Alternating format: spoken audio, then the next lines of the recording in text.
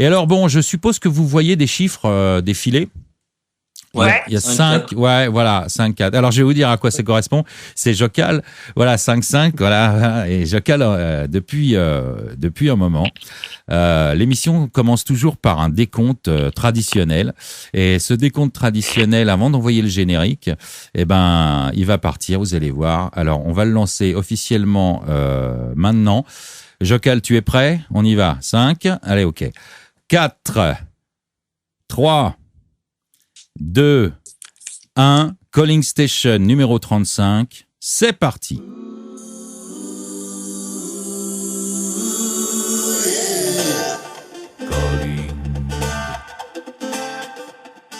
Calling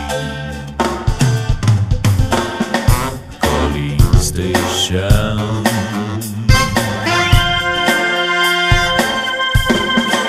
Calling Station.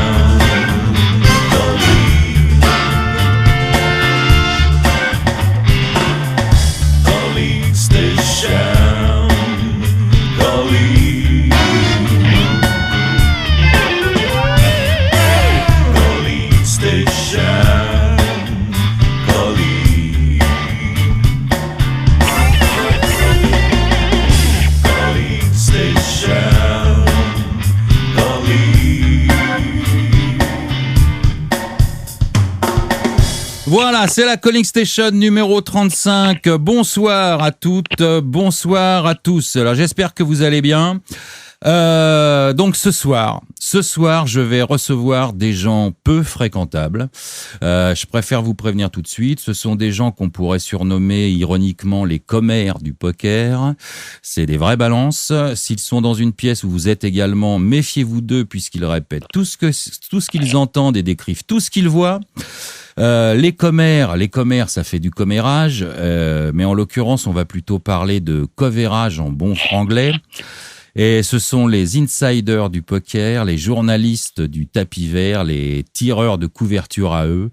Ce sont nos Nelson Montfort ou encore les Thierry Roland et Jean-Michel Larquet à nous, nos amis les reporters du poker. Alors, ils sont 3 ce soir et il y a une jeune femme qui se prénomme Neima. Bonsoir Neima. Salut Iti. Ça va? Ouais, ça va bien et toi? Ça va, merci, ça va. Alors Neima, c'est BBK Neima ou BBK Neima, comment on prononce sur le forum, ton pseudo? BBK Neima, écoute. D'accord, très bien. Voilà. Alors il y a aussi, on va faire dans l'ordre alphabétique, Julien ou Super Jus sur le forum. Salut. Bonsoir ici. Bonsoir à tous. Salut Super Jus. Et il y a Guillaume alias Wex Taylor. Hello Wex Taylor. Je sais pas si on prononce comme ça aussi. Salut, j'en sais rien. On va dire Wax. Wax Taylor. Ouais. Ok, d'accord, très bien. Bon, alors je vais vous donner la parole, évidemment, chacun à votre tour, hein, pour que vous puissiez vous présenter et qu'on identifie bien vos voix. Et pour respecter la convention, je pense que vous serez OK, les gars, pour être galants et laisser commencer notre représentante féminine. J'ai nommé Neima, donc rebonsoir Neima, à toi. Rebonsoir, je m'y attendais un petit peu à ce que tu me laisses la parole en premier, je t'avoue. Hein. Bah, j'espère que tu es contente de ça. Non, ça va, écoute, ouais. Tu nous as mis à l'aise. Hein. Bon, ça va. Ça va. Alors déjà, je tiens à te remercier, toi et évidemment et tout le monde. Je te remercie d'avoir accepté mon invitation.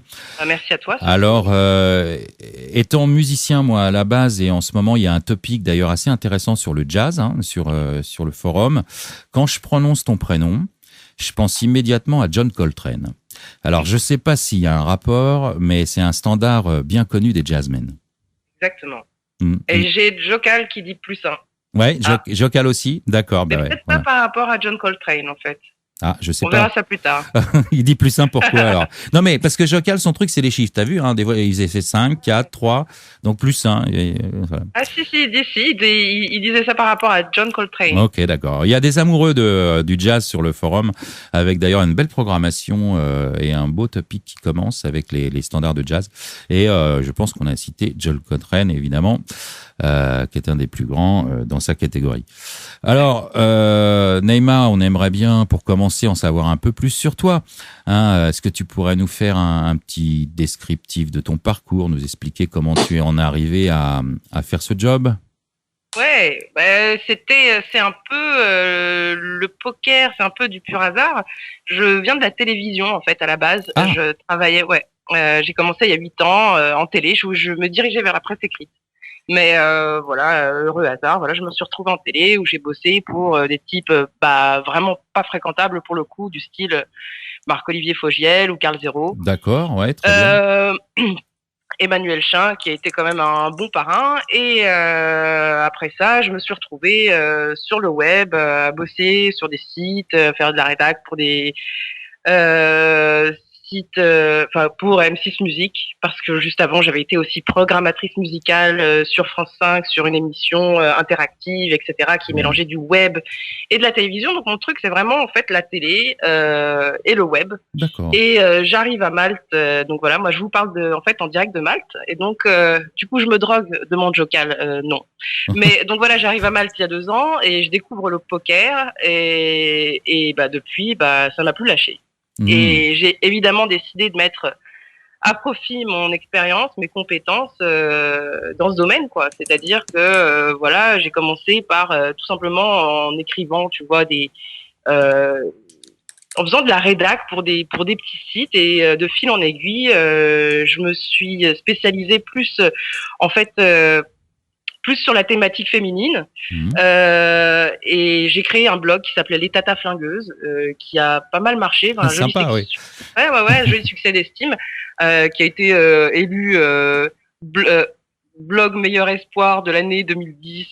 C'était super sympa, tu vois. GG. Et depuis, pour des histoires un peu compliquées, je ne tiens plus ce blog. Mais voilà, ma thématique principale à la base, c'était le poker et les femmes. Et aujourd'hui, je suis un peu, je suis spécialisée dans le poker, les news, le poker, les femmes, voilà. Alors évidemment, le poker et les femmes. Écoute, comme t'es là, on va pas en parler tout de suite, mais on va y revenir évidemment au cours de l'émission. On va en profiter de ta présence, parce que t'as couvert quelques événements, et notamment un événement à Marrakech il y a pas tellement longtemps. C'était le mois dernier. Et tu as aussi interviewé notre inénarrable Big Roger.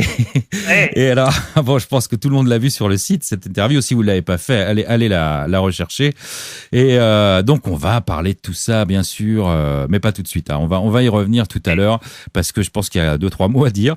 Cette interview était assez rigolote. Alors, tu viens de nous dire que t'as élu résidence à Malte. C'est un hasard, c'est un choix délibéré, ou c'est à cause du whisky pur Malte? Le whisky, je le conseillerais pas sur place. Non, Malte, parce que je suis un peu comme toi, un peu un électron libre, c'est-à-dire que j'en pouvais plus de la vie parisienne. Je n'en pouvais plus, et mon grand rêve, c'était de partir à l'étranger, tout plaquer, et c'est ce que j'ai fait. Voilà. Bon, d'accord. Tout simplement, vraiment, en envoyant des CV au hasard un peu partout dans le monde, c'est Malte. Mais quand tu étais à la télévision, tu étais dans l'éditorial aussi? J'étais, en fait, je réalisais des reportages. Ouais, d'accord. Les dernières missions, d'ailleurs, je bossais pour une joueuse de poker, Estelle Denis. Je bossais pour 100% Mag sur M6. D'accord, très bien, très bien. Ouais. Bon, je vois très bien. La dernière question, avant de présenter tes deux collègues. Tu joues au poker? Oui, je joue. Tu joues quoi? Je joue à des petites limites. Oui, peu importe. En cash game, du 5-10 et en tournoi. Non, mais vraiment des petites limites. Vraiment, j'oserais même pas.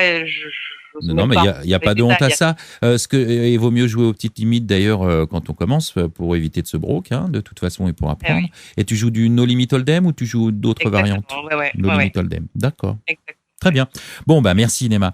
Évidemment, on revient vers toi tout à l'heure. Le deuxième invité, c'est Monsieur Superju. Superju. Bonsoir à toi. Merci, toi aussi, bien sûr, d'être venu, d'avoir accepté cette invitation. C'est sympa. Alors, bien que tu sois connu, toi, sous un autre pseudonyme, qui est Jules, je crois. C'est bien comme ça qu'on prononce? Exactement, voilà. Jules. Alors, pour les amoureux du poker, je pense que ton pseudo dira quelque chose. T'es pas, disons, tout à fait tout à fait un débutant, hein, on va dire. Non, ça fait 1 an et demi maintenant que je suis dans le poker et 1 an et demi que je fais des coverages en fait. Ouais, voilà, c'est ça. Ouais. Donc voilà, bon, tu vas avoir quelques mots à dire, je pense, sur le sujet. Alors, vu tes heures de présence sur tes derniers coverages, c'est pas étonnant peut-être que tu sois nommé super jus, parce qu'il en faut du jus. Surtout sur le WPT, c'était assez fou. Ouais, tu peux nous donner ton emploi du temps de ces 2 dernières semaines, par exemple? En fait, là, j'ai fini hier mon 12e jour à l'ACF. Donc, je suis parti, j'ai multitablé un peu pour différents opérateurs. J'ai travaillé pour Poker 52 sur le 2000 euros des EFOP. Ouais. Donc, ensuite, j'ai enchaîné, j'ai eu une journée libre, j'avais un papier à écrire pour Live Poker sur Deauville. Ouais. Donc, j'étais un peu à la bourre, donc j'en ai profité pour le finir. Ensuite, j'ai enchaîné le main event du WPT pour Live Poker. Et en même temps, je t'ai rencontré là-bas avec Mike et vous m'avez proposé de faire le high roller du WPT. Voilà. Et qui se terminait hier soir, ou ce matin plutôt à 6h. Voilà, c'est ça. Effectivement, on s'est croisés à l'ACF où j'étais avec Mike. Voilà, nous, on assurait le coverage du fameux sit and go avec Tony G, qui était assez rigolo. Un sit and go qui a duré quelques heures aussi d'ailleurs, parce qu'on y était. J'ai déjà commencé en retard, parce qu'il y avait les awards en même temps. Il a commencé en retard, mais on y était encore à 5h du mat quand même. C'était assez long. Et il y avait les awards avant, ouais, c'est ça.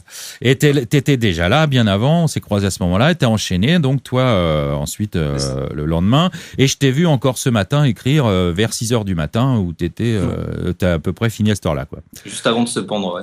C'est ça, juste avant de te pendre. Alors bon, t'as pas dû beaucoup dormir ces derniers temps, hein, non, j'en ai profité aujourd'hui, j'ai rattrapé un peu. Ouais, ça va, mais bon, t'as l'air quand même assez en forme, hein, pour l'instant, ça va. Oh, ça va, là, c'est nos horaires, 9h30 du soir. Ouais.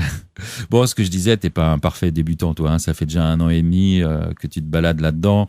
Et pareil, tu peux nous faire un petit descriptif de ton parcours, histoire qu'on te connaisse un peu mieux. Moi, c'est un peu comme Naïma, en fait, je viens pas du poker à la base. J'ai fait une école de journalisme, spécialisée en journalisme sportif, et spécialement dans les sports américains que j'ai pratiqué pas mal avant. Et en fait, je suis arrivé au moment où la presse écrite avait été un peu, ça se passait pas bien en fait, tout fermé. Et après, moi, j'ai fait un stage de 7 mois chez Sport, le quotidien gratuit, qui diffusait sur Paris tous les vendredis. Ouais. Et ça s'est bien passé, sauf que la boîte a fermé, donc ils n'ont pas pu m'embaucher. Non, normal, ouais. Voilà. Et donc derrière, j'ai un peu galéré pendant 6-8 mois où je faisais des petits boulots à côté pour vivre. Hein. Et là, je jouais pas mal. Enfin, je me suis mis vraiment à jouer au poker avec mon cousin sur Internet. Et coïncidence, un ancien collègue de sport, sa femme connaissait le patron de Club Poker, qui ça a commencé à bien marcher. Il cherchait quelqu'un sur place pour faire les news et aider sur le site en fait. D'accord. Donc je les ai rencontrés, le feeling est vraiment bien passé et j'ai commencé à travailler chez eux c'est fin août 2009. D'accord. Et puis à partir de là, donc j'ai fait 6 mois chez eux où j'ai fait tous les coverages avec Kinshu. Un grand membre de Club Poker et qui est maintenant chez Poker Actu et Poker Star. Ouais. Et à partir de janvier, après le PT Deauville, je me suis mis en freelance parce que je voulais aller voir un peu d'autres choses et travailler pour d'autres personnes. Et donc j'ai enchaîné, j'ai bossé chez Poker Actu, donc quand j'ai continué à faire tout le circuit EPT, et j'ai bossé ensuite chez Card Player France, pour Card Player France, donc le magazine. Donc je me suis occupé des coverages sur le site et rédaction du magazine en fait, jusqu'à octobre dernier. Ouais. Et depuis, il y a eu un petit moment de creux en fait entre retour de Vegas, pas beaucoup de boulot, pas beaucoup de propositions, et c'est reparti en novembre où j'ai commencé à piger pour Live Poker en fait. Donc j'écris dans le magazine et pareil coverage live. Et donc voilà, puis ça s'est enchaîné, Poker 52 et puis maintenant Poker Stratégie. Bon, toi, on peut le dire, tu commences à avoir une vision d'ensemble quand même de la situation. Avoir un peu de bouteille. Ouais, c'est ça, déjà. Ouais. Bah oui, c'est déjà beaucoup d'ancienneté, 1 an et demi dans le poker, ça va vite, on le sait. Ça passe très très vite. Ouais, ça va vite. Et donc tu as évoqué que tu jouais avec ton frère au poker. Tu joues toujours au poker? Ou ton cousin, oui. Ouais. Et tu joues quoi, toi? Moi, je joue principalement des MTT en fait. Des petits MTT, c'est pareil, j'ai pas une grosse bankroll en fait, puis pas beaucoup de temps avec le boulot. Ouais. J'avoue. Et je me suis mis un petit peu en cash game avec le .fr, mais sur des toutes petites limites. Et toujours pareil, j'ai pas vraiment d'argent à déposer, c'est juste des petits shots pour m'amuser de temps en temps. D'accord. Et sinon voilà, MTT, je me suis mis un peu à l'Omaha dernièrement aussi. Ah, très bien. Ouais. Très sympa, ouais. Bon, très bien. Bah écoute, petite présentation bien sympa. Donc c'était Julien, je le rappelle, un super jus sur le forum, ou Jules, Voilà, on reviendra vers toi pareil. On va présenter maintenant notre dernier invité, Mr. Wax Taylor, alias Guillaume. Salut Guillaume. Salut. Voilà, tu vas bien, ça va? Bah, très bien, et toi? Ouais, la grande forme, tu parles. Attends. Alors toi, tu as assuré, si je me trompe pas, le coverage à Haussmann, pas loin de la CF. J'ai assuré. Ouais, j'ai fait ça. Ouais.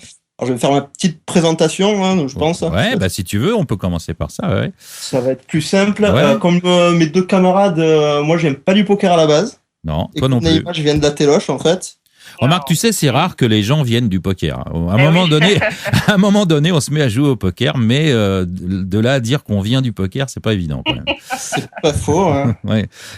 Ouais, donc je viens de la téloche. J'ai bossé dans des. J'étais community manager dans des chaînes un peu fatiguées comme France 4 et Série Club. J'aime bien quand tu dis des chaînes fatiguées. Mais c'est des chaînes DVD, quoi, tu vois, où il y a rien, il y a pas d'émission, tu passes que des films que t'achètes, quoi. D'accord, ouais, je vois. Ouais. Et c'était moyen. Et en fait, comment je suis venu au poker? Parce que je suis pas vraiment un joueur. En fait, je connais Pierre Canali depuis très longtemps parce qu'on vient tous les deux du même jeu de Magic Clash Anglaise. Toi aussi, tu viens de Magic, mais c'est pas vrai. Ils sont tous passés par là. Ouais. Ah, mais c'est une mafia. Hein. Ah, mais c'est une mafia totale. Oh, non, mais ici, on en a des sacrés. On a Gabriel Nassif, bien sûr. On a Seb. Enfin, on a tout le monde. Bref, Farid Meragni aussi. Tout à fait, ouais. Bon, ils sont très très forts, hein, mais bon, je viens de là aussi. Ah bah voilà. Et voilà, donc c'est Pedro, j'ai toujours un peu gravité dans ce monde-là, vu que je passais du temps avec lui. Et c'est comme ça que j'ai atterri. Maintenant, je suis freelance, community manager freelance dans le poker, quoi. D'accord.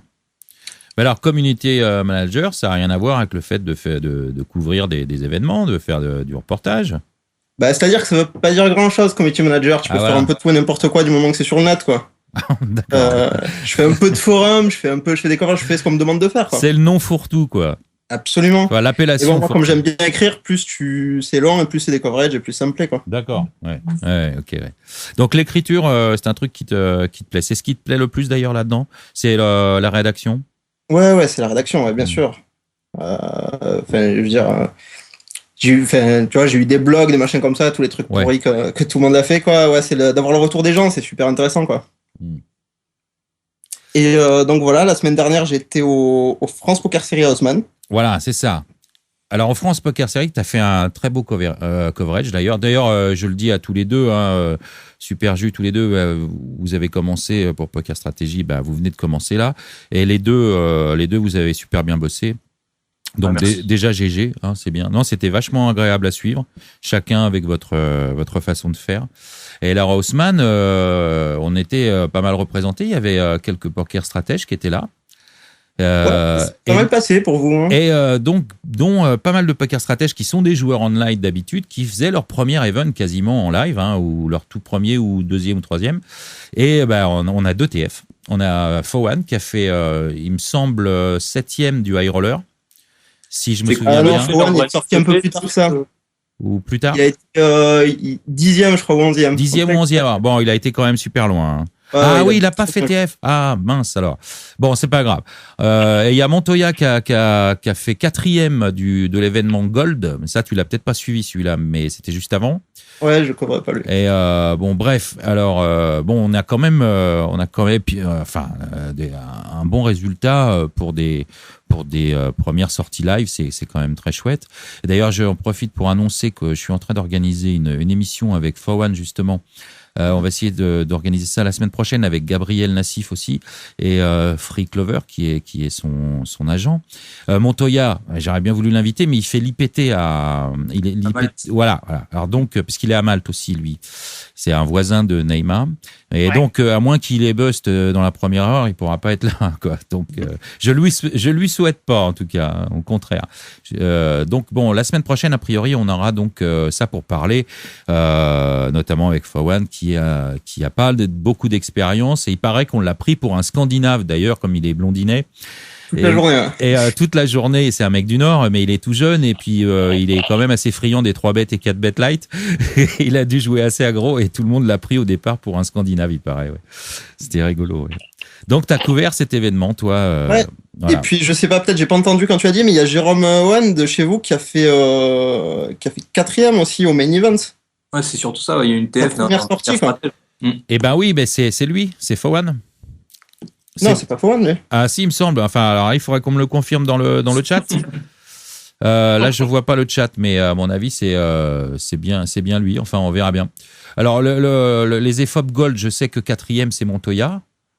Ah ouais, d'accord, ok, je savais pas. Et lui, il s'appelle Pierre. Je me souviens plus de son nom de famille, mais c'est Pierre. Je vais te donner ça très vite. Je pense que c'est Pierre Milan. C'est Pierre Milan, je crois. Oui, ouais, c'est ça. Ah oui, ok, voilà. Oui. Bah lui, pareil, il vient à Malte, lui. Voilà, il vient à Malte et c'est lui, bon, qui fera. Il était connu des mecs des joueurs online principalement. Lui. Voilà. Bah c'est des gens qui jouent. C'était marrant d'ailleurs parce qu'il savait pas ranger ses jetons, il avait jamais joué en live, quoi. C'était très rigolo. Ouais, il a dû faire une ou deux sorties. Rangement de jetons par Ilan Boujna. Ah bon, d'accord. Ouais. Ah, c'était fun. Ah ouais. Bah, il a dû faire une ou deux sorties simplement. Évidemment, c'est des gens qui sont pas habitués. Et oui, et Fowan, alors donc je crois que c'est Jérôme, hein, son prénom, et c'est ça. Et lui, ce que je te disais, tu me dis qu'il a fait 4e finalement, mais et tu m'as dit 10e, je sais plus. Mais enfin, il a fait une grosse perf.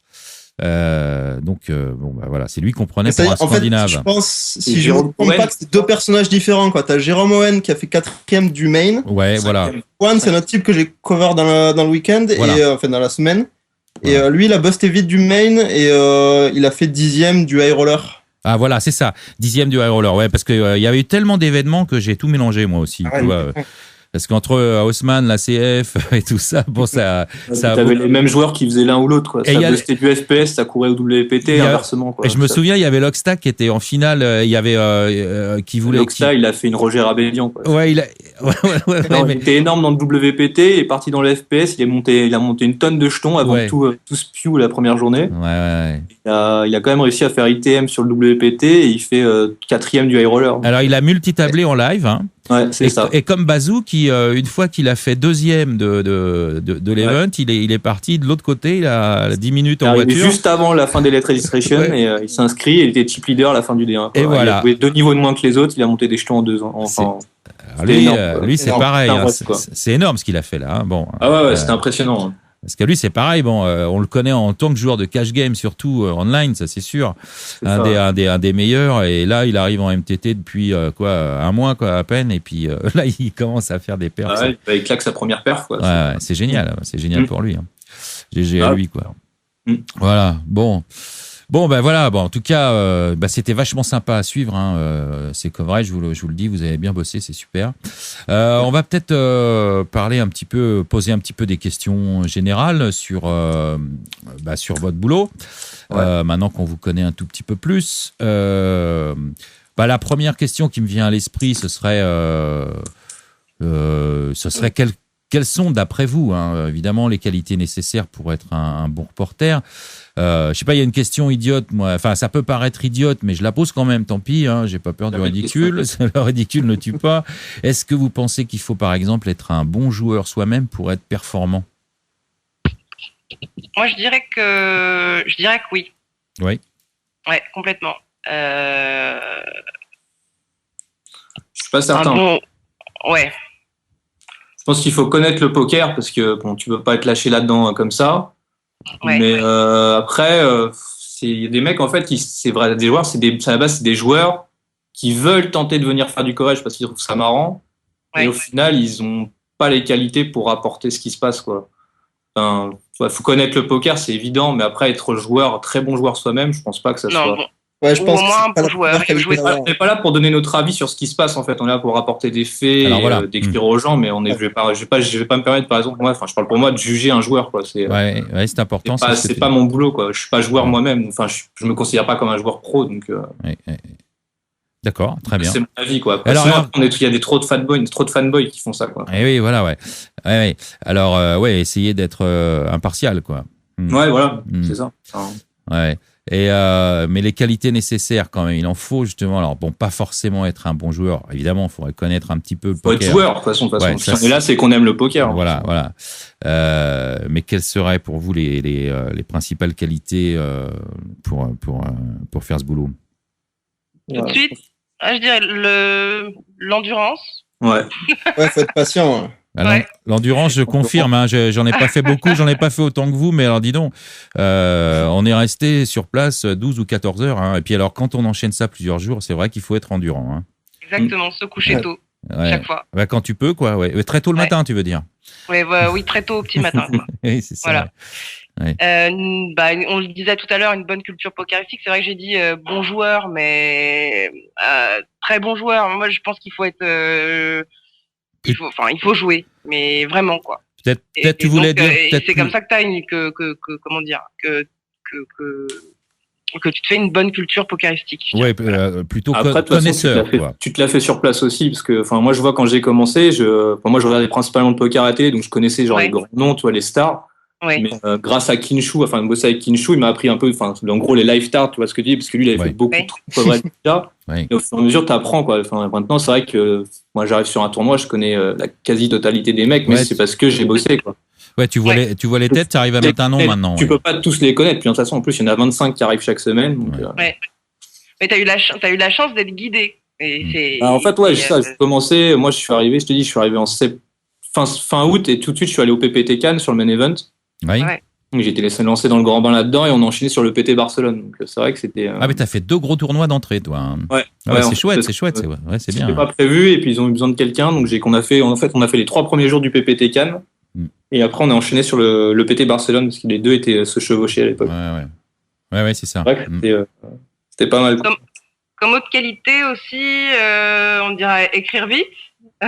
Ouais.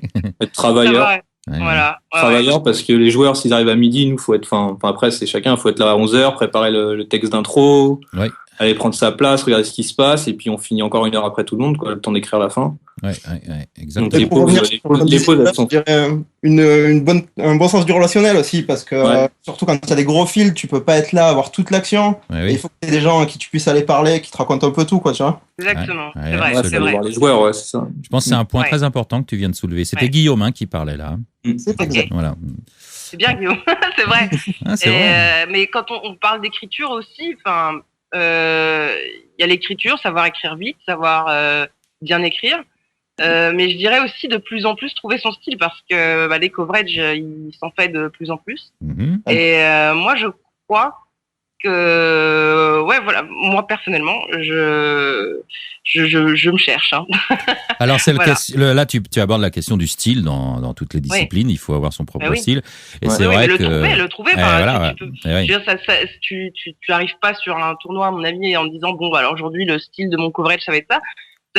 Tu te plantes un jour, la deuxième fois c'est mieux, la troisième fois tu te calques aussi sur ce qui se fait à côté, et puis petit à petit c'est comme tout, c'est comme quand je dis à chaque fois, c'est comme quand tu dessines, au départ tu calques les dessins, puis après petit à petit tu te mets à dessiner tout seul, sans avoir besoin d'un calque, sans avoir besoin d'un modèle. Et avec l'expérience. C'est une question d'expérience, exactement. Avec l'expérience, tu des choses un peu originales aux gens, quoi. Tu sors des influences, tout simplement. Il faut être capable de raconter autre chose que des coups, quoi. Parce que de toute façon, tu as des tournois où il se passe rien. Il faut réussir à être là, pouvoir décrire l'ambiance, rapporter des trucs sympas, des choses qui changent un petit peu. Voilà. Sinon, au bout d'un moment, tu te fais chier. Hein. Franchement, si c'est juste pour raconter des coin flips. Voilà. Et pour surprendre et tenir en haleine tes lecteurs, quoi. Mais c'est pas facile, c'est facile à dire, mais c'est pas facile.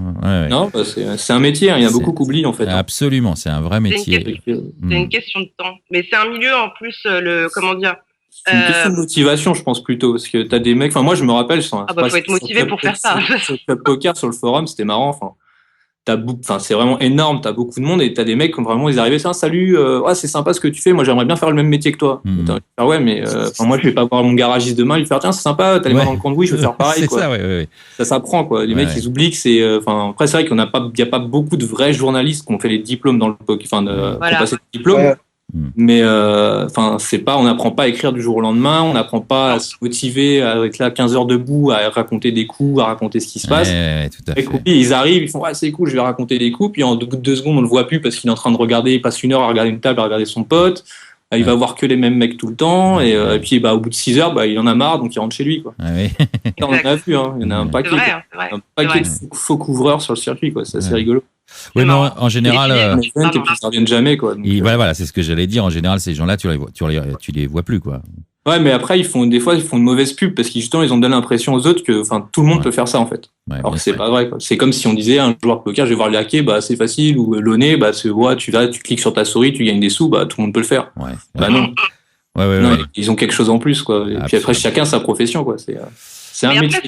C'est un milieu jeune, hein. C'est Jules tout à l'heure qui disait, j'ai de la bouteille et tu bosses depuis 1 an et demi et tu peux dire déjà j'ai de la bouteille. Mais après, je suis un peu le milieu est tellement jeune que plus âgé que le reste aussi. Enfin, moi, j'ai 29 ans, tu vois. Donc c'est vrai que je bosse beaucoup avec. Mais j'ai le même âge, voilà. C'est vrai que. Je reçois des vieux, dis donc. Oh là là. Non, mais c'est important d'avoir fait. Enfin, je sais pas. Moi, j'ai fait d'autres choses avant. J'ai eu à gagner ma vie. J'ai fait des petits boulots. Et moi, je trouve ça important, même par rapport des fois aux jeunes joueurs de poker qui n'ont rien fait d'autre, quoi. C'est rigolo de pouvoir relativiser. Et une expérience de la vie, tout simplement, et puis d'avoir des choses à. Ils ont la chance. Je suis très content pour eux. Ils gagnent leur vie grâce au poker. C'est génial, quoi. Enfin, tu vois, on va pas cracher dans la soupe. Nous, ça nous fait vivre, et tant mieux pour eux. Mais qui connaissent rien à côté. Et t'as beaucoup de mecs qui viennent faire des coverages. C'est ça, quoi. Ils ont 19 ans, 20 ans. Ils ont jamais rien fait. Maman leur a donné 100 € pour aller jouer au poker. Ils s'en sortent un petit peu. Puis là, tiens, c'est super. Je viens faire le fanboy. C'est fun, quoi. Mais Non, c'est un vrai métier. Vous êtes là justement pour en parler, pour le défendre. Je pense que là, c'est bien. Hein, tu es bien parti d'ailleurs. Non, mais je pense qu'on en a conscience. Enfin, bon, c'est vrai qu'on n'a pas forcément conscience. Hein, c'est comme le gars l'ado qui dit, je vais faire. C'est bien, star de rock'n'roll. Je vais faire, tu vois, ou je sais pas quoi, tu vois. Ça peut marcher, mais enfin bon. Ouais, bien sûr. Tant mieux pour ceux pour qui ça marche. Ouais, mais ça reste des exceptions. Et puis ceux qui veulent faire vraiment musicien, c'est 10 ans, 12, 15 ans d'études, et puis voilà, quoi. Puis après, 1% des mecs réussissent là-dedans, quoi. Bon, enfin, voilà. Donc, fallait vrai, quoi. Hein. Puis il faut, je pense, faire une déqualité aussi. Enfin, on disait, c'est savoir relativiser, quoi, en fait. Je pense que ça peut vite tourner la tête. On regarde des tournois où des mecs prennent 1 million, 800 000 €, 700 000 €. Enfin, on n'est pas payé pareil, faut le dire. Parce qu'il y en a qui demandaient les sous, si c'était bien payé ou pas, on gagne pas du tout la même chose. Et pourtant, on est les seuls qui sommes là du début jusqu'à la fin. On va tout le temps en finale, nous, sur un tournoi de poker. Ouais, c'est ça, vous. Exactement. En fait, on prend jamais le premier prix. Hein, toujours TF, mais il y a un mauvais deal, quoi, à la fin. Ouais, c'est ça. Mais faut savoir se détacher, quoi, se dire, le mec il va jouer 5 000 € pour lui, c'est rien, mais c'est pas la vraie vie, quoi. On raconte ça parce que c'est le poker, mais il y en a vraiment qui ça fait tourner la tête. Hein.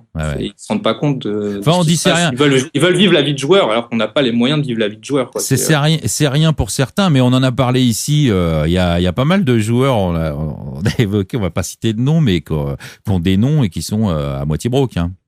Ouais. Aussi. Ah hein. oui. Parce que c'est pareil, ça. Hein. Bon, c'est vrai, quand on voit celui qui a gagné 1 million de dollars ou d'euros, on se dit, d'accord, c'est facile, toi, mais bon. Il y a quelques-uns, c'est juste pour éponger les dettes. Hein. Ouais, voilà, exactement. Hein, ouais. Alors donc, c'est pareil. Hein, les joueurs de poker, ceux qui gagnent beaucoup, c'est un tout petit pourcentage aussi. Hein. C'est ça.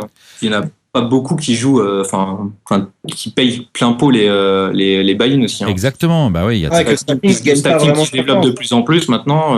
Voilà. Je sais pas, moi je discutais, par exemple, on avait Sam Trickett qui était sur le WPT là, qui est juste le petit phénomène du dernier moment là. Ouais. Et c'est le gros gagnant, c'est James Board sur lui quand même. Quoi. Qui a stacké énormément sur les 2 tournois aussi millions et qui aurait apparemment aussi stacké sur le cash game. Quoi. Il a pris 1 million en cash game cricket. Hein. Ah ouais, d'accord. Donc, et dessus, il y avait 80% pour James Board, quelque chose comme ça. C'est énorme, ouais. Là, c'est des rumeurs, on n'a pas les vérifications, mais là, il était à Paris, Board était avec lui, c'est les 2 grands copains. Quoi. D'accord, ok. Bon. Tu balances des rumeurs, attention. Ouais, attention, c'est pas vérifié.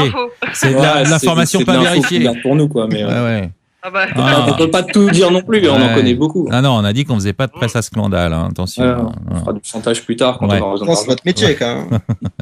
Bon. Attends, puis t'as 2906 là qui commente journalisme arabe les rumeurs. Ça commence à charger pas mal. Avec un petit smiley, ça les intéresse. Ouais. Je vois si personne lit, quoi. Ils ont envie de tout savoir, c'est ça qui les intéresse.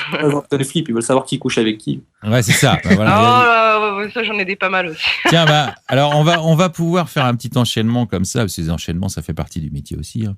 Ce serait plus dans les médias audiovisuels, mais je vais me servir, on va poser les questions des membres, et je vais me servir d'une question de Savatikra, qui va nous permettre, puisque on a la présence d'une femme ce soir, d'aborder un peu ce sujet qui est la place de la femme dans ce milieu, dans ce milieu du poker. Alors, d'abord, Savatikra, il te demande, Nema, si c'est bien ta photo dans ton profil, parce que ça a l'air de l'intéresser. Oui, je la déteste. Alors, tu la détestes, moi, tu peux la changer. Bon, il dit, si oui, attention, question de macho, penses-tu que la féminité est un atout pour interviewer ou jouer contre des joueurs? Penses-tu que le poker est un monde de machos? Déjà, première question. Ouais. Sans équivoque, oui. C'est un milieu machiste. En même temps, j'ai envie de dire que c'est un peu le reflet de notre société, de toute façon.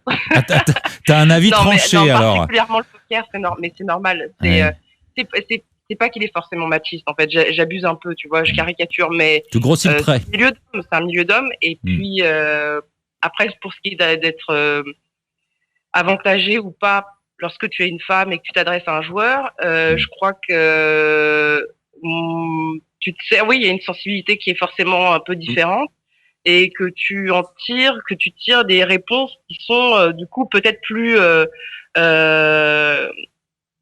tu t'arrives à, comment dire, tu obtiens plus facilement ce que tu veux.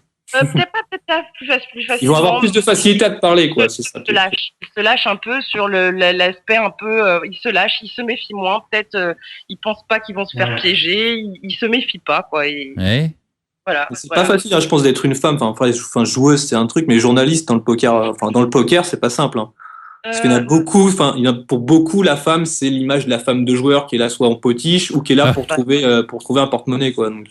Mais c'est comme ça dans tous les milieux, en fait. Ils sont juste là aussi pour venir trouver un mec qui a du pognon. Que dès qu'il y en a une qui est juste là parce qu'elle fait son métier ou parce qu'elle aime le poker, c'est un peu, ça paraît bizarre, quoi. Oui, mais du coup, ils apprécient. C'est pas facile mais c'est pas facile, je pense. Parce que justement, je suis pas une joueuse lorsque voilà, je viens pas jouer, je viens leur poser des questions. Donc déjà, j'ai pas cette image de potiche ou de femme de joueur Bien ou sûr. de nana qui vient se faire payer son buy-in. Ouais, puis t'es pas blonde. Tu vois. T'es brune, toi. T'es brune, t'es pas blonde en plus. Ouais, j'ai des gènes de blonde, je te le cache pas. Ah bon. Mais tu les caches bien alors. Ouais. Mais non, du coup, non, moi ça c'est à chaque fois super bien passé et voilà. Bon, d'accord. Alors, justement, on parlait de ça. Et alors, je te propose de revenir à ce qu'on a dit au début sur cette fameuse interview de Roger Abédian, alias Big Roger. Alors, quand on parle de personnalité, là, en voilà une vraie. Un Big Roger dans le milieu du poker, je pense que vous serez d'accord avec moi. S'il n'existait pas, il faudra l'inventer, lui. C'est vrai, c'est sûr. Moi, franchement, je trouve que c'est formidable. Il y a des gens comme ça, comme du poker français. Ouais, le poker français. Il y a aussi des gens comme Phil Hellmuth, tu vois, s'ils disparaissent, mec, là, c'est plus marrant de regarder les cash games, tu vois, high stake, quoi, tu vois. Il y a des trucs comme ça. Mais Big Roger, c'est quand même quelque chose. Alors, tu l'as rencontré, je le rappelle, pour ceux qui l'ignoreraient. Tu as fait une interview que tu as publiée d'ailleurs pour Poker Stratégie sur le site, en vidéo. Alors, tu peux nous raconter comment ça s'est passé, cette rencontre. Et d'abord, il t'a dragué? Pas du tout. Non. C'est pas du tout le genre. Mais alors, pas du tout. Il y a toujours Madame Roger derrière. Oui, alors, non, elle n'était pas là non plus, mais de toute façon, non, j'avais pu le croiser. En fait, je suis restée donc sur place 4 jours, et je l'ai croisé à plusieurs reprises. J'ai été lui demander, j'ai réussi à le choper à 2h du mat autour d'une table de cash game. Donc j'ai réussi à l'approcher et lui dire, écoutez, voilà, j'ai besoin de vous interviewer demain, c'est pour Poker Stratégie. Et il était évidemment ravi. Et quand je lui ai dit, ce sera demain 14h. 14h, ça faisait un peu tôt pour lui. C'est trop le matin, c'est trop le matin à 14h, quoi. Et ouais, c'est ça, c'était tôt le matin 14h. Surtout et le lendemain. Comment? Je dis surtout à Marrakech, Roger, à Marrakech, c'est les grosses parties de cash qui durent jusqu'à 11h du mat. C'est exactement, ça. Exactement. Et le lendemain, 14h pétante, il était là et puis il se présente devant moi et on aurait dit à un gosse, en fait, tu vois, je suis là. Tu vois, il est 14h et je suis là. C'est sympa. Donc, exactement. Et il était juste comme ça, il était un petit peu flatté qu'on s'intéresse à lui quand même ou pas? Non, il a l'habitude. Oui. Non, c'est pas du tout. Voilà, il est pas. Il était. Non, on sentait qu'il avait l'habitude, tu vois. D'accord. Okay. Non, voilà. Et donc l'interview, en fait, j'ai attendu qu'il termine sa partie parti. En fait, c'était un tournoi à 500, je crois, et il a été battu par une nana. C'est-à-dire qu'il a, voilà. Et alors ça a son importance, ça a son importance ce que tu dis, parce que dans cette interview, c'était pas la première fois qu'il le faisait, mais il a encore fait des déclarations fracassantes au sujet des femmes. On connaît son opinion là-dessus, mais il avait fait au WPT l'année dernière. Hein. Alors, il l'avait déjà fait, ouais, voilà. Je crois qu'il fait une remarque au WPT, je me souviens pas exactement. Il avait une remarque, il avait eu un défi, c'est Claire Renaud, je crois, qui lui a lancé un défi. Ouais, exactement. Il a été le voir et qui lui a proposé de le prendre en heads up pour voir lequel des deux serait le meilleur. Quoi. D'ailleurs, je sais pas ce que ça a donné, d'ailleurs. Je sais pas ce que ça a donné. Je sais pas si ça a été relevé, je crois. Il avait accepté à l'époque, mais je sais pas s'ils ont eu le temps de le faire. Voilà, faut le dire à nos auditeurs qui le sauraient pas, qui suivraient pas l'actualité du poker. Pourquoi on dit ça? Parce que Big Roger Rabédian, dit en gros que les femmes sont désavantagées et ne sont pas à égalité avec les hommes. Voilà, elles n'ont quasiment aucune chance, mis à part des exceptions, de pouvoir être à la hauteur des hommes dans le poker. Voilà. Bon. Alors toi en tant que femme, c'est ça qui m'intéresse. Hein, c'est ton opinion à toi. Une fois parce que Roger il te l'a dit pendant l'interview. Et donc, je l'ai surtout. J'avais vraiment envie j'avais envie qu'il balance. En fait. Ouais, en fait, tu l'as forcé un peu. Ouais, tu as un peu forcé la parole, on va dire. J'ai pas eu besoin. Ça c'est assez naturel.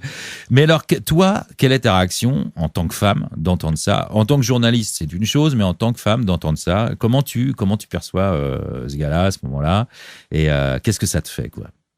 Déjà, t'es sous l'emprise de la sympathie. Hein. Tu es censé être objectif, évidemment, mais le type est sympa. Non, mais il est super sympa. Attends, il est adorable. Il est adorable. Voilà, donc et il a une manière d'exposer les choses qui font que tu peux pas mal le prendre. Tu en rigoles et il faut aussi voir que le type est d'une autre génération. Il n'est pas du tout de notre génération et voilà, il a, je sais pas quel âge il a, mais il est d'une autre génération.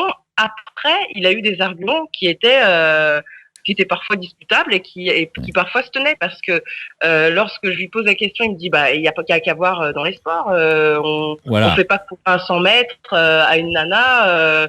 Et à un gars, il y a des épreuves féminines, des épreuves masculines, et je lui pose du coup la question par rapport aux échecs. Je lui dis mais aux échecs, c'est des épreuves uniques. Et il me dit détrompez-vous. J'ai parlé donc avec la joueuse de Almira. Chez Winamax, Almira.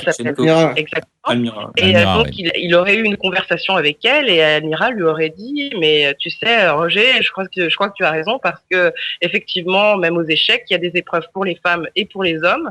Je lui dis oui mais c'est pas un sport physique. Il me dit détrompe-toi encore une fois, le poker est un sport beaucoup plus physique qu'on ne le croit, ça demande beaucoup d'endurance et évidemment hommes et femmes ne sont pas dotés des mêmes avantages à ce niveau-là. Donc je suis revenue à la charge avec des exemples de nanas et pour lui les exceptions c'était Annette Obrechtad, Vanessa Selp. Voilà, l'année 2010 lui a donné tort quoi en fait avec Liv Bory, Vanessa Selp. L'année 2010 lui donne tort quoi. Voilà. Vanessa Selp c'est Liv Bory quoi qui gagne 2 des plus gros tournois quand même. Tu vois. Oui, mais voilà, il avait à la fois des arguments qui se tenaient et puis des arguments qui étaient complètement à côté de la plaque. Voilà quoi. Mais je pouvais pas lui en vouloir à ce moment-là. Je connaissais le personnage, j'en rigole. En même temps, voilà, je suis féministe, mais je suis pas extrémiste non plus, tu vois. D'accord. Donc voilà. D'accord, très bien. Bon, c'était intéressant en tout cas d'avoir ton opinion là-dessus. On peut demander d'ailleurs, en général. Vous trois, je sais pas ce qu'en pensent les mecs, puisque Roger il disait justement que le sport le poker c'était un sport comme le sport, ce que tu viens d'expliquer. Bien sûr. Et par conséquent donc ça serait logique de séparer les sexes et de faire 2 catégories. Bon, je sais pas ce que vous en pensez. Ça fait pas appel au physique le sexe, le poker. Le sexe un peu aussi. Un petit peu. Des coachings sportifs maintenant. Donc ça fait il y a du coaching sportif, mais c'est pour te préparer au tournoi. C'est pour arriver à rester concentré longtemps, quoi. Mais personnellement, tu vas pas t'affronter physiquement en face à ton adversaire, quoi. Tu vas pas leur demander sur un ring ou une chose comme ça. Voilà, j'ai l'impression que c'est plus un sport intellectuel si c'est un sport. Non, pour gagner, de toute façon, maintenant, faut être préparé physiquement, quoi. Mais ceux qui s'en sortent, c'est ceux qui ont une hygiène de vie, qui font du sport le matin, qui s'entretiennent et tout. Celui qui mange ses burgers, qui pèse 300 kilos. On est d'accord. on tient pas. À part Roger qui est une exception. Ouais, mais attention. Roger, c'est parce qu'il a quand même un passif. Je sais pas si t'es au courant, mais rien reste là. Maintenant, il est âgé, Roger, mais c'était un sacré sportif, un gars, mais c'est une bête. C'était un judoka qui était dans l'équipe de France, et je peux te dire que c'est un sacré gaillard. Et c'est certainement grâce, d'ailleurs, à tout le sport. Des gens comme ça, on n'y voit pas. Ça me fait toujours rire parce qu'il y a un mec comme ça dans le cinéma, pour ceux qui se rappellent, c'était Bud Spencer. Oui. Qui est monstrueux, mais qui a fait les Jeux Olympiques de natation pour l'Italie, quoi, à l'époque. Ah, mais je savais pas ça. Ah oui, tiens, tu me l'apprends, C'était juste un athlète de fou. Tu vois les photos, c'est comme Roger, quoi. Le gars, il fait 1m90, il est taillé comme, c'est une armoire, c'est une armoire. Et il faisait de la natation à très très haut niveau, quoi. Donc, après, on prend du ventre, quand on arrête. Un peu de ventre, C'est ça le problème. J'en sais quelque chose. Alors, Bud Spencer, je savais pas, avec les western spaghetti, c'est génial. Je savais pas qu'il avait été nageur, dis donc. Bon, peu de personnes le savent, ça. On est encore un peu moins bête encore ce soir, tu vois. Alors, on va enchaîner justement avec toujours les questions de Savatikra. On va rester sur ce sujet-là, des femmes toujours. Julien et puis Guillaume, est-ce que vous avez déjà couvert un Lady Event? Et lui dit si oui, je suis jaloux. Sinon, si vous l'avez pas fait, est-ce que vous êtes impatient de pouvoir le faire? Moi, j'ai assisté à pas mal de ladies et c'est assez sympa, effectivement. Ouais, moi je les vois souvent parce qu'ils se déroulent en même temps que les main events, donc j'en ai pas couvert un. Je suis arrivé à Vegas juste au moment où Vanessa Hudgens venait de gagner son bracelet. Donc j'ai pas eu le temps de voir le tournoi. J'ai vu juste la cérémonie avec la Marseillaise c'était très émouvant. C'était marrant de voir les Américains nous écouter crier la Marseillaise dans le vidéo. Ouais, ça c'était très beau, ça c'était très beau. C'est un des meilleurs moments de l'année dernière. On a reçu Vanessa d'ailleurs dans l'émission, elle est charmante. Elle est adorable. Puis on s'est revu l'autre soir à la CF, elle est adorable. On lui fait un petit coucou. Sinon, après, à suivre, je préfère voir les femmes jouer dans des tournois mixtes, en fait. C'est vrai que les ladies attirent trop de nanas qui savent pas jouer, quoi. Voilà, c'est ça la question que je voulais te poser. Les bonnes joueuses n'aiment plus jouer les ladies, quoi, en fait. Donc, voilà. Ça dépend. C'est dead money, quoi. J'ai couvert un ladies à Haussmann l'an dernier. Ouais. Et alors moi, j'ai découvert totalement. Et j'avais jamais assisté à un tournoi ladies et j'ai beaucoup aimé. Et c'était un ladies, en fait, c'était pas un ladies qui se déroulait dans le cadre d'un grand championnat. C'était un ladies à 350, il me semble. Du coup, les nanas qui avaient payé leur buy-in étaient des nanas de vraies joueuses, voilà, qui savaient jouer. On avait Mercedes Hosti, Lucie Cailly, vraiment de grandes joueuses qui étaient présentes. Et du coup, on a eu du beau poker. C'est Estelle Denis il y avait Barbara Martinez. Estelle Denis, c'est elle d'ailleurs qui a remporté, qui a fini première. Et vraiment, moi, j'ai découvert j'étais agréablement surprise. En fait, entre nanas, on parle souvent de la rivalité qui est entre nous, soi-disant, mais je pense que c'est vrai. Crépage de chignon. Et cette rivalité-là, une fois qu'on sort des tables, c'est marrant, on la laisse au vestiaire. Et je les ai trouvés, mais vraiment. C'est dans tout, même dans les mixtes, en général. Ah oui, d'accord. Même les mecs, une fois que la table est en général, ils sont tous potes. Donc. Ouais, mais cette rivalité, j'ai l'impression qu'elle est exacerbée chez les femmes. On dit toujours, t'as toujours dans les conversations, t'as toujours des nanas qui te diront oui, mais tu sais, il y a beaucoup de rivalité entre. C'est vrai, voilà, c'est un sentiment personnel après. Ouais. Mais peut-être que t'as raison, peut-être que c'est aussi le cas finalement en tournoi mixte, hein. Ouais, je pense que ça reste dans l'esprit de compétition. De toute façon, la plupart du temps, ils connaissent un ou deux mecs à la table, mais après, faut se jouer, quoi. Mais une fois que t'es sorti du tournoi, tu redeviens pote, hein. Ouais, c'est ça. Ouais, c'est vrai. Ouais. Après, moi, le niveau des ladies, je suis pas forcément convaincu. Après, on est d'accord, mais elles étaient toutes là, elles étaient au final, d'accord pour dire aussi que c'était des tremplins. Tu m'as sorti 3 noms, et c'est 3 noms des nanas qui gagnent, en fait, quoi. Après, c'est un peu le problème, voilà, c'est que t'as des bonnes joueuses, mais la proportion de fichettes, c'est quand même pas mal, quoi. Et elles étaient dégoûtées. Voilà, elles étaient dégoûtées pour certaines. Elles étaient quand même assez. Enfin, il y avait effectivement des nanas qui étaient des fichettes. Et c'est un peu, il y a une remarque de Bzi là sur le forum qui dit que le ladies c'est le .fr en live, quoi. Il a pas forcément tort, quoi. C'est l'impression d'être sur la NL2, les mecs elles trouvent leur père, elles vont jusqu'au bout du monde, quoi. Ouais, d'accord. J'ai entendu, j'ai eu beaucoup de réflexions comme ça. Il faut bien dire qu'il doit y avoir certaines. où les bonnes joueuses s'en sortent, c'est que, faut vraiment, c'est limite, tu bluffes pas et il faut value énormément dès que tu touches les coups, voilà. Parce que de toute façon, on va payer jusqu'au bout du monde, quoi. Exactement. Mais j'ai vu aussi beaucoup de mecs assister au tournoi. Alors attends, il me semble bien, Néma, tu vas me le confirmer, il me semble bien que légalement, il y a rien qui interdit un mec de s'inscrire. On n'a pas le droit de faire de ségrégation en France. Tu peux pas obliger faire un tournoi spécialement ladies, quoi. Tu peux pas interdire aux autres de participer. À l'EPT Deauville, il y a eu 8 mecs qui ont oui, c'était marrant. Il y avait Darcourt qui s'était mis du rouge à lèvres. Oui. Et vite fiche, Claire Renaud elle a publié un gros coup de gueule après ça, quand même. Bon, ça on le fait. Je me demande si il y avait des nanas qui avaient participé au Men's Only la veille aussi. Donc c'était un peu une réponse. Ah, d'accord. Du moment que le tournoi ne devient pas vraiment mix, c'est pas très grave, quoi. C'est un ou deux Non, il y a 3 mecs. Et en plus, un mec comme Darcourt, c'était juste pour le fun. C'est pour le fun. Et de toute façon, il a ces trucs, il les a donnés. Il était là, pas là pour gagner le tournoi, clairement. C'est folklorique plutôt qu'autre chose.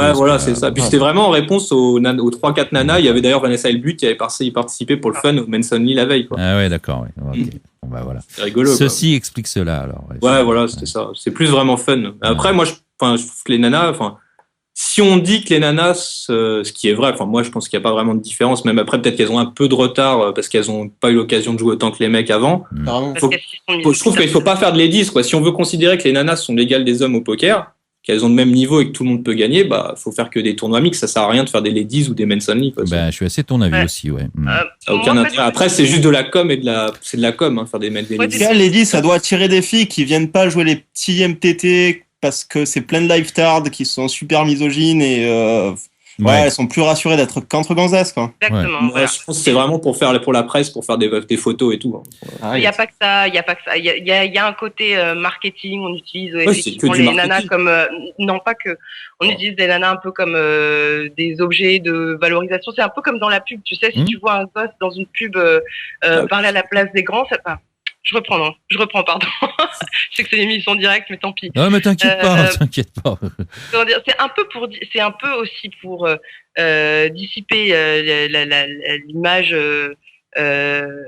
controversée du poker. C'est pour regarder les clichés. Tu veux parler des clichés du poker qui commencent heureusement à disparaître d'ailleurs quand même. Et voilà. Et les nanas aident vachement en ce sens à dire regardez, c'est un milieu. Si les femmes jouent, c'est que c'est pas dangereux. Si les femmes jouent, c'est que tout le monde peut jouer. Donc effectivement, il y a un côté pub, communication, marketing. Mais d'un autre côté, c'est difficile pour une femme d'aller se confronter à des hommes. En général, tu te retrouves. Je l'ai fait. J'étais à Cadet, au cercle Cadet à Paris en décembre. Un après-midi, je me suis retrouvée. On était 70 joueurs. Il y avait, 2 nanas. Donc effectivement, t'es toute seule au milieu d'hommes. Moi, j'ai pas peur. Je m'en fous. Mais je peux comprendre qu'une femme, ça l'impressionne un petit peu. Bien sûr. Donc c'est aussi un bon moyen, un tremplin. Moi, je pense pour la plupart des filles qui n'osent pas franchir le. Qui n'osent pas, c'est ça exactement. Mais comme disait Roger, on n'a qu'à faire jouer les bébés aussi. Comme ça, ça sera démocratique. Non, mais pour être sérieux 2 secondes, je pense que effectivement, j'ai pas résumé ce que tu as dit, on a bien compris.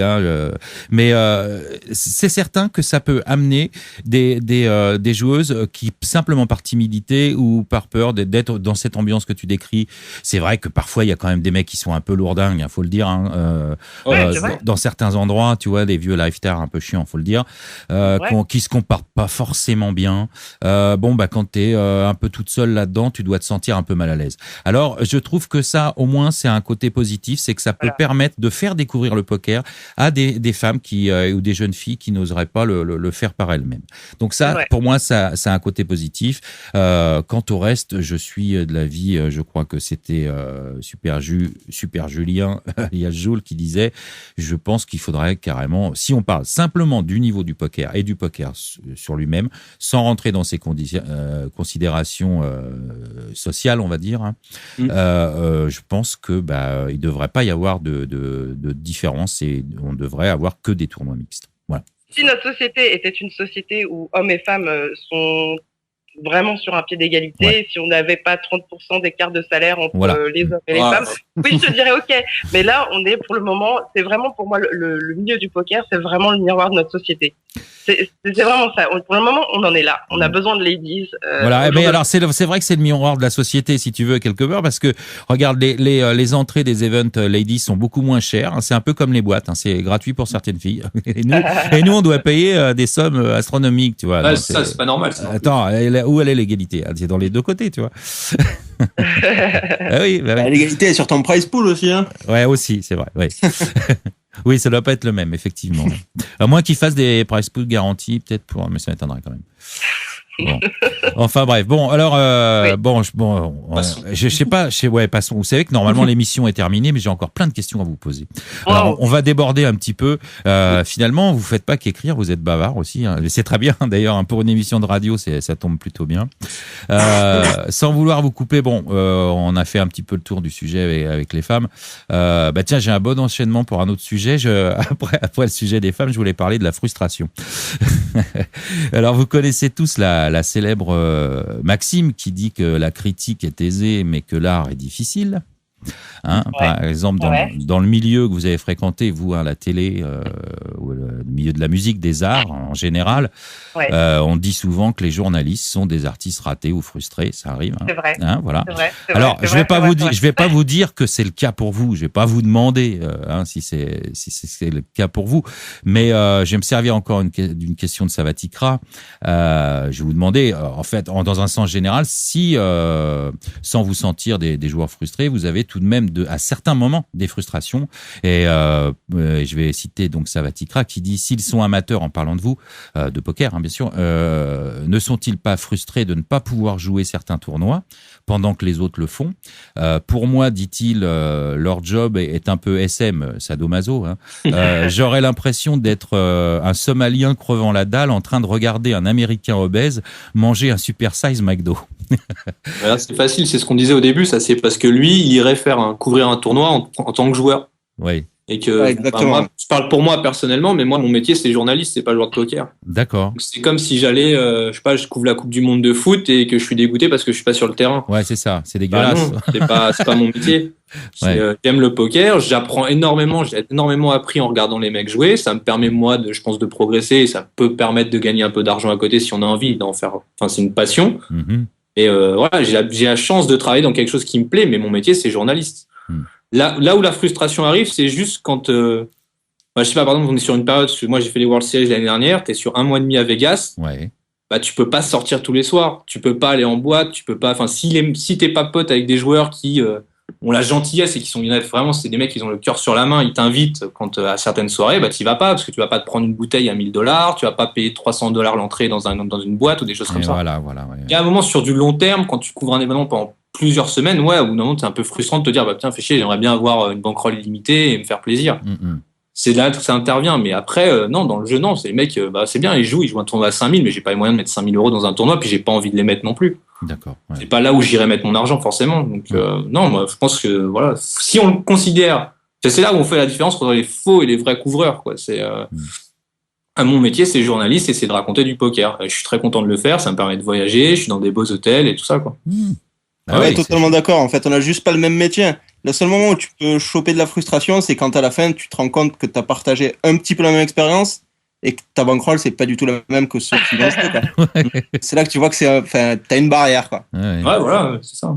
Mais après, il y a des journalistes qui sont devenus des joueurs pro. Alors oui, il y en a quelques-uns. Parce qu'à la base, c'était des joueurs aussi. Oui. Moi, mais ce milieu et qu'on trouvait un moyen, qu'on quittait leur métier qu'ils faisaient avant, en se disant tiens, je vais me rapprocher du milieu, ça me fait plaisir. En plus, j'aime ça, je vais en parler. Mais rapidement, ils arrêtent et ils se remettent à jouer, quoi. Moi, j'ai l'exemple de mon pote Ronan Montfort au Reflush, qui est, bien sûr, qui était un reporter chez Partouche. Ouais. Il a toujours aimé ça, Ronan, on le sentait, quoi. C'était vraiment, et il faisait très bien son travail, hein.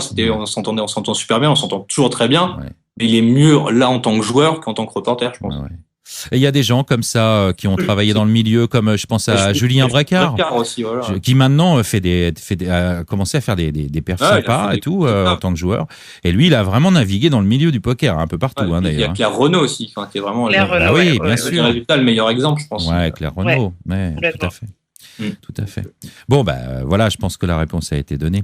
Donc, vous n'êtes pas des gens frustrés, quoi. Non, non, moi, j'adore mon métier. Hein. Là, j'ai la chance. Enfin, je sais pas, moi, c'est une chance pour être au bureau à 8h jusqu'à 17h tous les jours derrière son ordi. Bah non. Ouais. On va dans les plus beaux pays du monde, on est dans les plus beaux hôtels. Mais bien sûr, ouais. Tranquille, on regarde du poker. Quoi. Ouais. Et toi, t'as dit, en plus, t'as fait un an et demi, enfin, depuis un an et demi, mais un mois et demi au World Series, en plus. Ouais, c'est quand même fabuleux de faire ça, ouais. Ah, c'est génial, c'est le meilleur endroit du monde. Ouais, génial. Et alors, est-ce que je peux vous demander si vous avez quand même les uns et les autres, à force de rencontrer des joueurs, de les voir jouer, un petit côté fan est-ce que, je sais pas, forcément. Est-ce que vous appréciez de la question là sur les autographes et les photos? Oui, pas spécialement, mais oui, pourquoi pas. Alors, c'était pas ce que je voulais vous demander. Je pense pas que vous en êtes à demander des autographes. Ça m'étonnerait, mais qui fait ça, il a rien compris à ce métier. Non. Je pense, je voulais pas poser cette question parce que je pense qu'elle est pas utile. Je pense pas que vous êtes fan à ce point-là. Vous êtes des gens qui avaient quand même un petit peu de plomb dans la tête, donc je pense.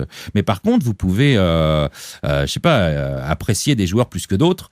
Est-ce que, comme après, on l'avait un tout petit peu abordé tout à l'heure en parlant de l'impartialité des écrits, tu vois, est-ce que, par exemple, quand il y a un mec que vous aimez moins et qui arrête pas de prendre tous les pots, ça vous emmerde, et vos papiers peuvent de temps en temps être un petit peu influencés quand c'est votre pote votre pote ou quelqu'un que vous appréciez bien qui vient de se prendre, je sais pas, un gros bad beat ou je sais pas quoi. Si le mec a fait n'importe quoi et chatte comme un porc. Ça arrive, tu peux pas le nier. Ça, on va le raconter, mais que ça soit contre un pote ou pas. Si un gars fait n'importe à une table, on le dit, quoi. Ouais, voilà. On dit, mec, il comprend pas ce qu'il fait. Après, que ça soit contre un pote ou pas, non, ça va pas influencer. Je pense qu'il faut pas que ça influence, de toute façon. Ouais.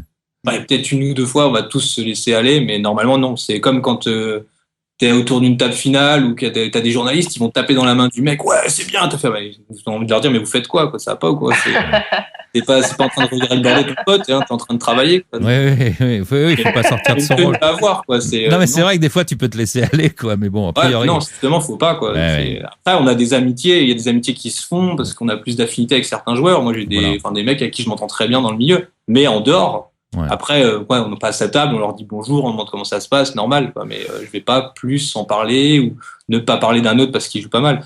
Moi, j'ai un exemple, après, je reviens dans la parole d'autres, c'est Ilan Boujna, par exemple. Ouais. La première fois que je l'ai vu, c'était l'année dernière, WPT Paris. Et premier coup que je raconte de lui, c'est quand il sort Manubé.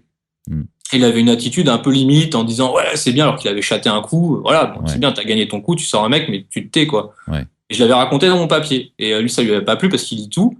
Et il vient me voir, il me fait pourquoi tu racontes ça et tout. Je suis en même temps, c'est ce qui s'est passé. Il me fait pourquoi t'es pas obligé? Je fais moi, je raconte ce que tu veux, tu joues comme tu veux, quoi. Et c'est vrai qu'un peu, c'est un peu un trash talker. Et maintenant, c'est devenu un mec avec qui je m'entends bien, avec qui on se salue, on discute très bien.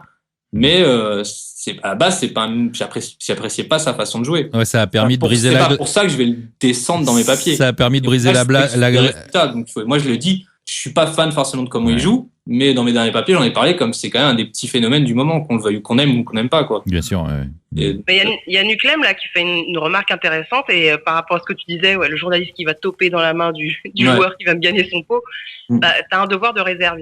Voilà, c'est complètement. Ça. D'accord, voilà. Oui. Il faut rester à sa place. C'est vrai. On fera des plus beaux papiers si c'est un pote qui gagne parce qu'on connaîtra plus de choses sur lui, qu'on aura plus de choses et qu'on aura plus envie d'écrire.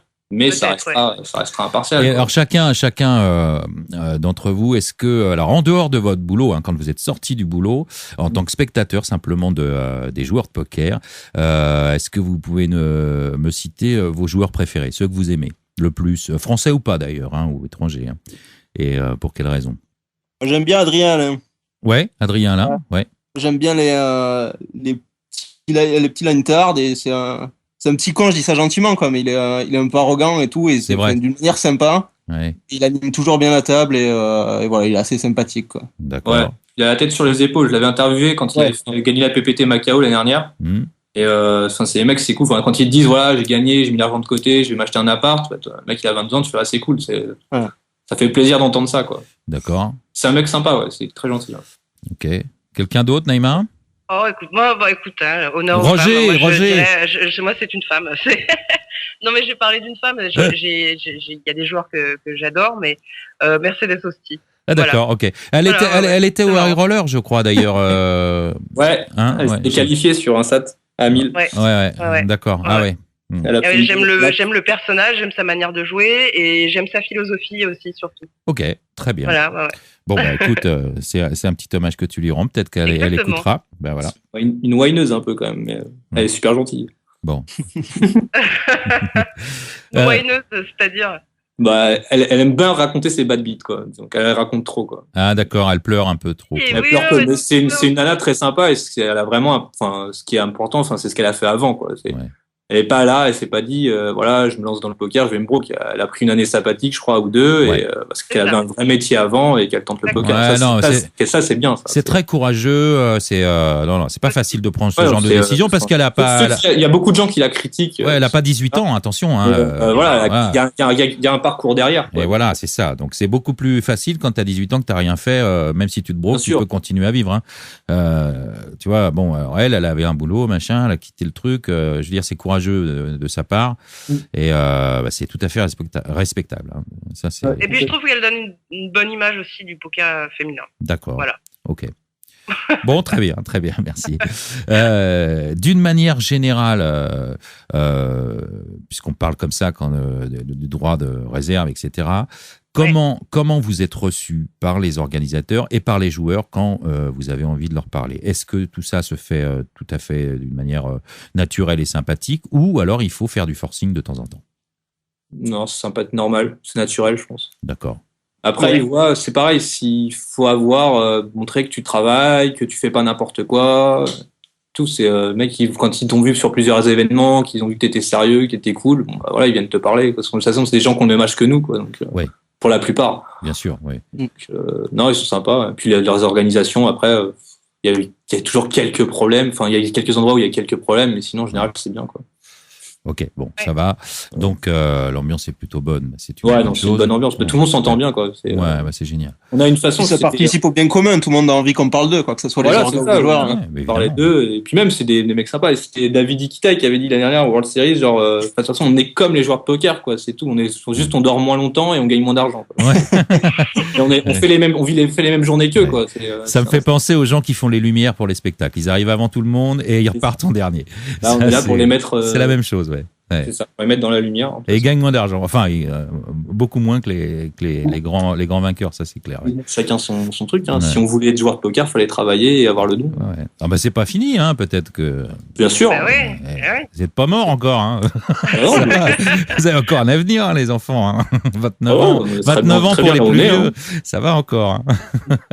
Hein. Bon, on va tout doucement arriver vers la fin de l'émission. Je vais quand même vous demander votre plus beau souvenir. Vous avez quoi dans la tête qui vous a marqué? Vegas, ouais. Ouais, Vegas. Un truc en particulier? Vegas, c'est le bracelet de Phil Ivey l'année dernière, quoi. Ah, ouais. J'ai eu la chance de le voir en direct et c'est un phénomène, quoi. Le mec est vraiment au-dessus du lot, quoi. C'est quelqu'un d'autre, quoi. Ouais. Donc, c'est vraiment ça, moi, le plus beau moment, quoi. D'accord. Sur le circuit. Après, chaque tournoi est bien et on s'amuse, il y a des avantages, quoi. Mais c'est vrai que Vegas, c'est l'endroit où on reste le plus longtemps dans l'année. On y passe presque, enfin, quand tu fais vraiment le circuit en entier, c'est là où tu passes plus de temps à Vegas que chez toi, en fait. Bah oui. T'es avec tous tes potes, tu travailles comme un chien, mais au moins, c'est génial, quoi. C'est une ambiance à part, quoi. Bon, très bien. C'est ce qui t'est venu tout de suite à l'esprit. Donc, c'est bon, le bracelet de Phil Ivey. Ouais. En ce qui concerne Guillaume. Ouais, je suis encore un petit peu frais je pense, pour donner une impression, quoi. Ça fait genre 6 mois que je bosse là-dedans et ce serait un peu présomptueux de donner un highlight là maintenant, je sais pas. D'accord, non mais ok, mais c'est ta réponse, elle est bonne. Hein. Neymar. Je suis de l'avis de Guillaume. Moi, j'espère que mon plus beau souvenir reste à venir, quoi. D'accord. Et non, mais tout reste à venir en fait. Ok, hein. Bah oui, l'avenir est devant toi. Non, mais ouais, c'est ce qu'on disait. C'est un milieu encore tout jeune Et alors, à contrario, est-ce que vous avez un mauvais souvenir, le pire souvenir d'un truc qui s'est mal passé? Mais c'est les tables qui finissent jamais, ça. Ouais, voilà, par exemple. Ouais. Le mec qui refuse de partir avant 6h du mat. Ouais. C'est Freelover, il le dit, le high roller. Ah oui, le high roller, il paraît que c'était pas terrible, ouais. Je pense que c'était la pire finale que j'ai jamais fait de ma vie. Ouais. C'était affreux, le niveau était nul, nul. On n'a jamais vu ça, les mecs ils ont payé $10 000, quoi. C'était un don camon. Mais on a un joueur, il vient nous voir, ils étaient encore 3 là, c'était 3h30 qu'il jouait à 3 quand même. Hein. Il avait 3 blindes. Ouais. Et il vient nous voir, il fait Non, mais là, c'est bon. J'ai des jetons et j'ai vu un tic sur mon adversaire. Il nous dit comme ça, un tic sur mon adversaire. Ah ouais. Il va falloir faire quelque chose parce que là, c'est plus possible, quoi. C'était horrible. Et puis, Amnéville aussi, c'était pas. C'était un EPT, ça? Un WPT, c'était vrai. Ouais, non, c'était l'organisation, c'est un peu chié dessus. Et, mais bon, ça sera mieux l'année prochaine, normalement. Bon, on verra. De l'autre côté. Le problème de la bulle a vraiment entaché le tournoi, quoi. Donc, et, bon, on en reparlera pas. Et Neymar, Guillaume, vous n'avez pas encore de meilleurs souvenirs? Est-ce que vous avez là-dessus, je crois que Julien. Non, tu peux donner priorité à Julien pour cette réponse. D'accord. J'ai pas encore de pires souvenirs non plus. Ok, c'est pareil, d'accord. Ouais, puis je pense qu'on a une réponse groupée, quoi, et qu'il a le meilleur exemple. Hein. Ok, bah ouais, c'est bien. Bon, c'est vrai, ouais. Bon, c'était un exemple récent, hein, quand même, là. Ouais. Ah ouais, très récent. Ouais. Ça va bientôt finir. Ah ouais, non. Bon, c'était rigolo, on a bien rigolé en salle de presse, quoi. Tout le monde. Au bout d'un moment. Le directeur de tournoi, il venait à chaque fois, il n'en pouvait plus, il fait, mais qu'est-ce qu'ils font? Et tout, je vais plus prendre, laissez-moi. Il y a une solidarité quand tout le monde est crevé, que tu assistes à un truc horrible, tu te dis, tu rigoles à la fin, quoi, sûrement. C'est surtout que la veille, on avait fini à 6h, pareil, le WPT, la finale était pas folle malgré les joueurs présents. Ouais. Et là, on s'est dit, bon, voilà, c'est un high roller. Surtout que les D1, ils avaient fait tous n'importe quoi. Ça jouait dans tous les sens. Au moins, ça jouait, quoi. Et là, non, là, ils ont arrêté, quoi. Ils ont joué 1 heure et après, c'était fini, quoi. Ils ont rien fait. Ouais, d'accord, ouais. Bon, alors, je vais poser la question, non pas à Julien, puisque lui, il a tout fait, finalement, déjà. Mais mais tu pourras répondre quand même. Tu auras le droit, hein. Mais en priorité à Guillaume et puis à Neymar, puisqu'ils sont un tout petit peu plus neufs, hein, dans le milieu. Est-ce qu'il y a un événement que vous aimeriez couvrir en particulier que vous n'avez pas encore fait? Je pense que c'est les World Series, non? Ouais. Oui. C'est pour ça que je voulais pas m'adresser à Julien. Je me doutais un peu de la réponse, mais ça quand même, vous aimeriez vraiment. C'est un truc. Non, sinon il paraît que les pays de l'Est c'est complètement énorme. Donc un EPT dans un pays de l'Est, ça doit être. Tu parles du niveau de jeu ou de la vie à côté? Je parle pas du niveau de jeu. Pays de l'Est, tu parles quoi, de Prague déjà ou de la Russie? Prague, il paraît que c'est complètement ultime. C'est sympa. Prague, on lit des trucs des fois, il paraît que c'est pas mal. Tout est dit, quoi. Ouais. D'accord. Bon, j'allais vous demander, mais vous avez déjà répondu l'inverse, l'événement que vous avez couvert que vous souhaitez pas refaire, celui d'hier, ok. Non, en soi c'est bien, mais pas avec ces joueurs-là, quoi. Ouais, c'est ça. Oui, c'est pas l'événement lui-même, non, c'est pas l'événement. C'est les acteurs. Oui. Voilà, c'est ça. Non, les pires événements, enfin les pires en soi, c'est les petits PPT, les BPT, enfin. Le problème, c'est que c'est le bad beat du couvreur, quoi. Il y a personne de connu, quoi. Donc, ouais, c'est vrai. Si t'as pas de chance, tu te retrouves avec une finale, tu connais personne, les mecs ont jamais rien fait. C'est affolant, quoi. C'est horrible. Puis c'est des trucs, les ouvrains qui durent sur 2 heures, ça finit à pas d'heure le lendemain, le soir, c'est atroce. Ouais, le SAD du PPT, comme dit Freelover, c'est un peu ça. Ouais, ça c'est pas terrible, ouais, c'est sûr. Ouais. C'est moins prestigieux. Ça, on les couvre pas encore, donc ça va. D'accord. Ouais. Et moi, juste pour rebondir, j'aimerais bien faire les Lossy Millions, en fait. Aller en Australie. Ah ouais, c'est sympa, ça. J'ai pas eu l'occasion de le faire, et là, ça a failli se faire, j'ai pas pu aller à Los Angeles pour le commerce, le WPT. Tu vois, t'es pas blasé encore après un an. Moi, je suis loin d'être blasé. Il y en a qui sont blasés, mais moi, pas du tout. J'adore ce que je fais. Vraiment, je trouve. Enfin, pour moi, c'est top. C'est comme si je travaillais dans le sport, quoi. Pour moi, c'est un sport, donc en fait, je retrouve les mêmes choses. Il y a les équipes, il y a la compétition. Bien sûr, il y a des similarités, bien sûr. Oui, tout à fait. Ok, Lossy Millions, c'est bien. Ouais, tu l'as pas fait, ça. Écoute, je te le souhaite. J'espère que ça va arriver. Et justement, des projets là, tout de suite là dans l'avenir, il y a quoi? Qu'est-ce que vous avez comme projet? Moi, j'ai rien perso. Je suis en freelance et j'ai pas encore booké la suite de mon programme. D'accord. Mais rien, mais en plus, c'est l'absence totale de tournoi là, après ce qu'on a eu en début d'année. Ouais, c'est ça. Il y a eu un enchaînement, puis après. C'est international, quoi. Il y a Copenhague la semaine prochaine, l'IPT. Après, il y a Snowfest. Il y a l'IPT à Malte, mais il y a personne qui va, je crois. Il y a un UPO à Malte aussi, mais Nibet pour l'instant fait plus grand chose avec la France. Non, c'est fini, ouais. Après, ça repart, il y aura Berlin, à partir de Snowfest, c'était pas mal, quoi. T'as l'enchaînement Snowfest, WPT Vienne et WPT Bratislava. Tu peux faire les 3 d'un coup sans rentrer chez toi, quoi. Bon, c'est pas mal, ça. C'est Bratislava. De quoi? C'est où, Bratislava? C'est Slovaquie, non, je crois? Non, c'est pas Slovaquie, c'est la Bulgarie, c'est. Bulgarie. Non, ouais, c'est ça. Putain, bon, j'ai un trou aussi. On est pas mal, hein, on est pas mal. Slovaquie, j'ai raison. Oh non, c'est en Slovaquie, non. Oh là là, j'ai un trou moi aussi. Bon, on est nuls. Bon, on verra. Non, c'est en Tchécoslovaquie. Ouais, je sais plus. Je sais plus si c'est en Tchécoslovaquie ou quoi. Enfin bref. Slovaquie. D'accord. Ok, d'accord. on est vraiment mauvais. Bon, bref. Bon, c'est pas grave. Bon, bah, je pense que on va pouvoir se quitter. C'est vrai qu'on a fait un tout petit peu plus long que prévu, mais bah, vous aviez des choses à dire. Est-ce que vous avez un petit mot de conclusion avant qu'on se quitte, les uns ou les autres? C'est toujours la question très difficile parce que. Et oui, c'est pour ça que je la pose et que moi j'ai pas besoin d'y répondre. Comme dirait Tado, moi je dirais sortez couvreurs et je vais faire juste un peu de promo pour le blog des Les Couvreurs ont la parole. Ouais, d'accord. C'est des podcasts qu'on fait avec Benjo, Harper, Kinshu, Steven et Manu. Ah, sympa ça. Ouais. Et en fait, on se fait des petits enregistrements où on se lâche, quoi. Donc, on dit tout ce qu'on peut pas dire forcément sur les coverages. Ah, sympa. Donc, voilà. Pour ceux qui veulent, vous trouverez ça sur mon Facebook ou sur Google, vous trouverez ça facilement. Ah, tu répètes le nom? Les Couvreurs ont la parole. Voilà, les Couvreurs ont la parole. Génial. Voilà. Et ils ne chôment pas. Voilà. Ouais, ça a été mis dans le lien du. Yes. Ok. C'est bon. Vous avez le lien. Bon, super. Bon, en tout cas, bah, moi, en conclusion, je vais simplement vous remercier. Hein. On a monté cette émission assez vite. Vous avez été super réactifs, malgré que vous soyez assez pris. Là, ça tombait bien puisque ça s'arrêtait aujourd'hui pour vous. Bah, c'est tout ce que j'ai à vous dire. Hein. Je suis très, très content d'avoir fait cette émission avec vous. On a une petite vision bien sympa de ce qui se passe derrière. Parce qu'on a toujours, évidemment, la lumière sur les joueurs et c'est bien normal, mais ceux qui les mettent en lumière, ben, on les voit moins et c'est logique de par leur fonction. Alors vous avez été un tout petit peu sous les feux des projecteurs aujourd'hui. Bah moi j'en suis ravi. Je vous souhaite bon courage à tous, à toutes et à tous. Merci. Bonne continuation et puis si vous avez envie de dire bonjour dans Calling Station à un moment donné, que vous avez envie de raconter une histoire que vous avez vécue en live, vous savez que c'est open et c'est comme à la maison. Vous me faites un petit signe. Et puis je vous accueillerai avec plaisir. Voilà. Génial, bah, merci à toi.